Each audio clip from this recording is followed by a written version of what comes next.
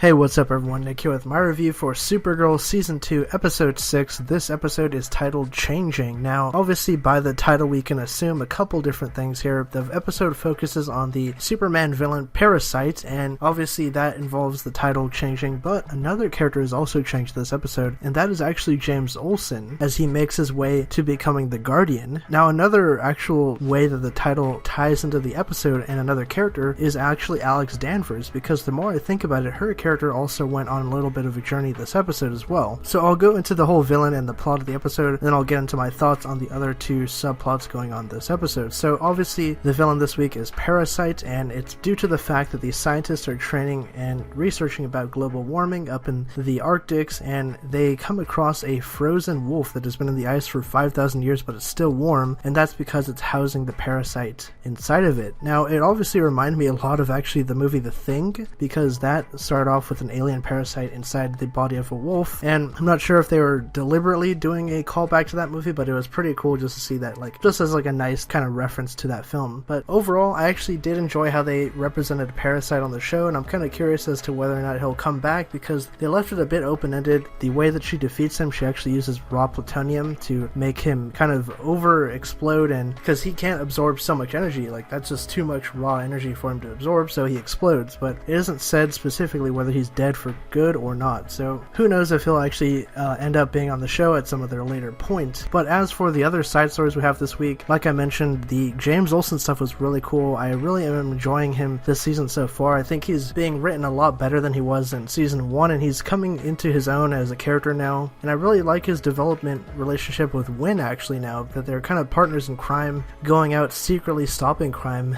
as their duo, and we get to see James suit up as the Guardian and actually fight back with Parasite, and his suit is really cool because it's got a lot of gadgets in there. He uses the shield, of course, to block parasites and deflect the parasite power back at him, and it's pretty awesome too. It also has a voice modulator, so he sounds a bit like Oliver Queen with the voice modulator on his Arrow costume, except the Guardian suit has a bit more of a robotic edge to it. So definitely looking forward to James becoming more of a hero as we go through the season. But like I said earlier, the other third subplot that kind of ties into the title of the episode is Maggie and Alex Danvers. Now, I was actually a little bit impressed by how they're handling Alex's character recently, because she's coming out obviously and exploring her feelings and how she actually really wants to go forward and continue her life, being more open about her actual feelings and being happy and getting into a relationship. And at first she thinks that Maggie is actually kind of signaling her to come and be in a relationship with her, but it turns out that Maggie just wants to be her friend, so Alex gets kind of friend-zoned by the end of the episode, and that was a little bit heartbreaking for her character. But I am really enjoying the development that she's been having this season. I think that Alex is becoming